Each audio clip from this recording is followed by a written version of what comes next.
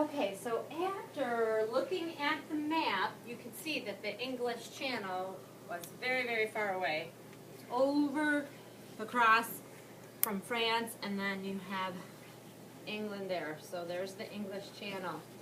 And Harriet, Brave Harriet, by Marissa Moss, and it's illustrated by C.F. Payne. We're going to learn about Harriet. Harriet is a female pilot, and this book takes place over 100 years ago.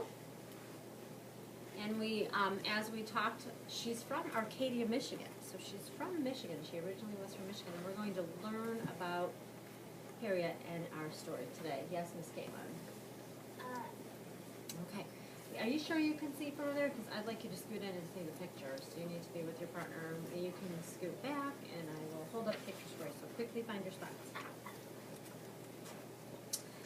And our focus in our Making Meaning has been on that questioning and wondering as we read to help us improve our comprehension and better understand the books that we're reading. So we're going to go through, we'll read some of the book, and we'll stop and write down what we've learned. We're not reading the whole book today.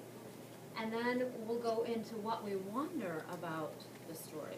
So let me share the first part of Brave Harriet by Marissa Moss. It's a strange thing to see an airplane fly. The thing is so gawky and bumbling on the ground, so spindly and flimsy looking, but then once in the air, it soars with the grace and beauty of a hawk, strong enough to lift a person high above the trees and into the clouds.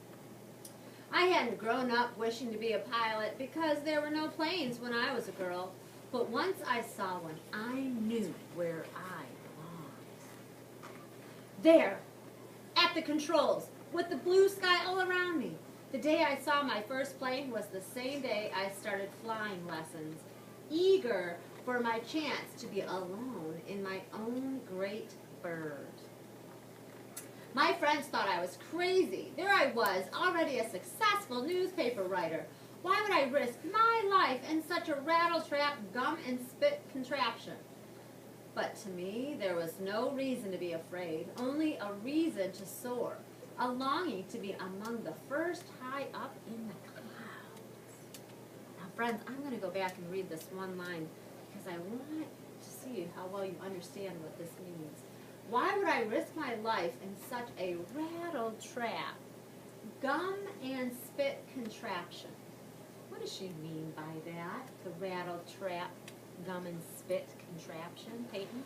She means like a broken down plane. Maybe a broken down plane? What do you think, Caitlin?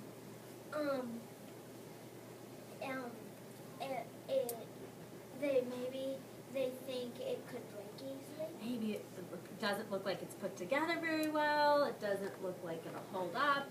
Maybe something that looks like it would break very easily. So a rattle, trap, and gum and spit contraption. Wow, what a way to describe something that you want to be up in the air in. And that first time I flew solo, it was as if I'd finally found where I belonged. I didn't have to think about what to do. My body just knew. It was like I'd grown wings from my shoulders. Flying felt so natural. But it didn't seem natural to the licensing board when I applied for my pilot license. No woman has ever received a license to fly, the official told me gruffly. You mean no woman has yet, I replied. I went on to pass not one, but 2 flight tests, cutting figure eights perfectly around 2 test pylons. And I admit it was very satisfying to see that official's face again as he handed me my license. The next day I was already flying air shows. Barnstorming, we called it, doing loop-de-loops, wing walking, and flying around Staten Island by the light of the full moon. But it wasn't enough. I wanted more. That's when I decided to do it. All right, readers, I'm going to stop right here. What did you learn about how Harriet became a pilot?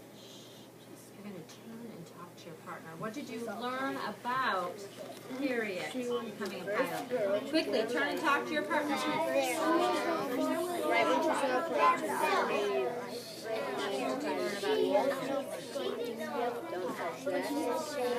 learned that she's very courageous because she stood up to that person and she said, "Oh, not yet. I'm going to be the first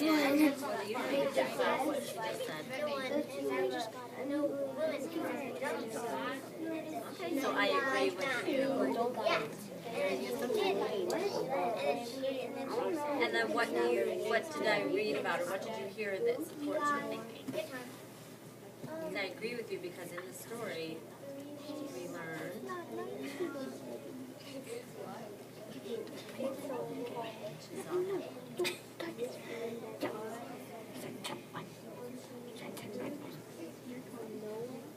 I'm still touching it. how that you're referring to text, right?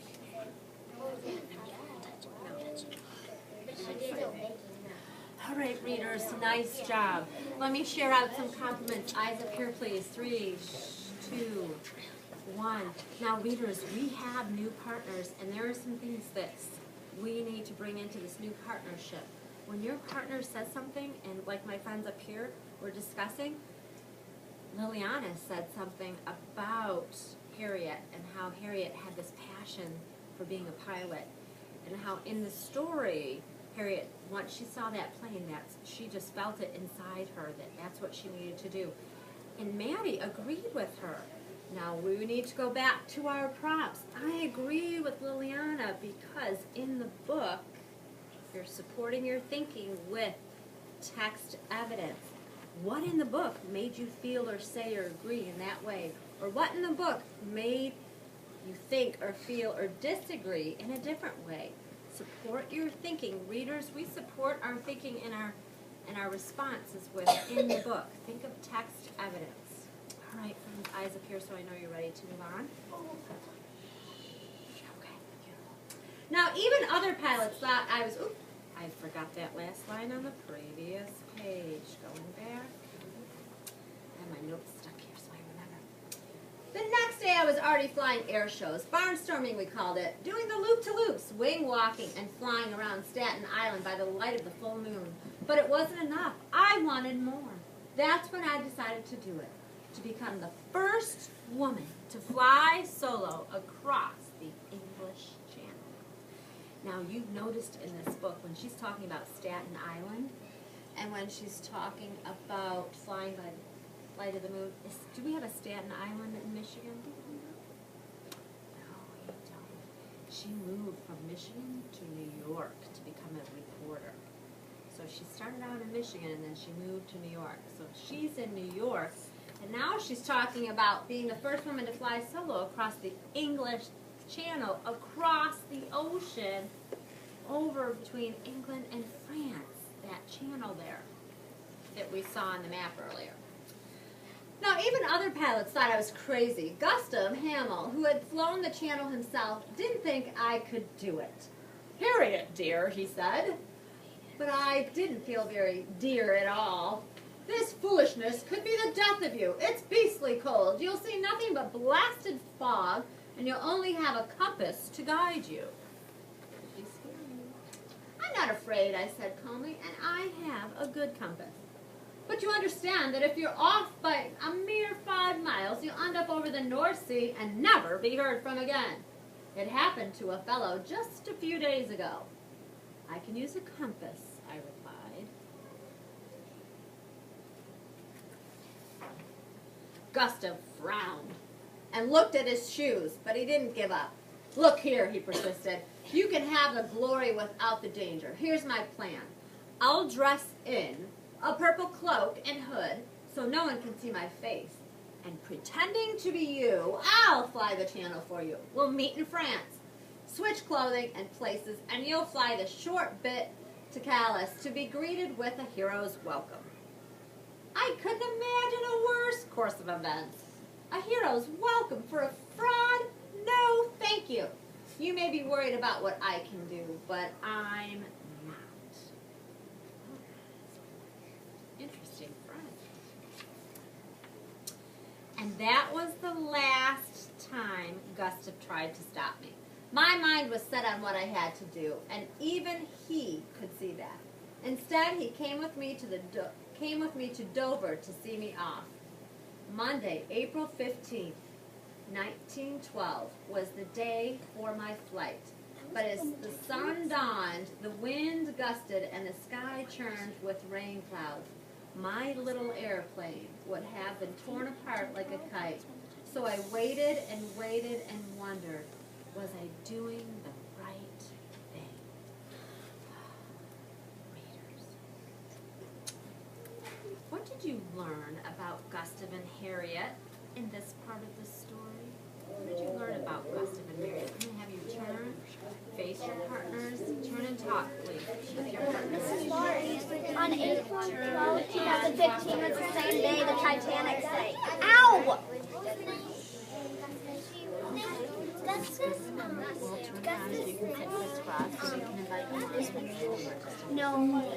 So what's happening with Gustav and Harriet? You're disagreeing. You're disagreeing. Why do you think bigger than him? What makes you say they're good friends? I agree with you. I agree with you because he has to do with Gustav. I disagree with you because it's not.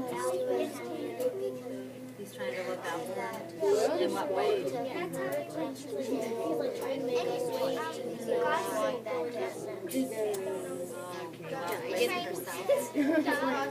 What do you think about Gustav and Harriet's relationship? What? Gustav. What do you learn about that?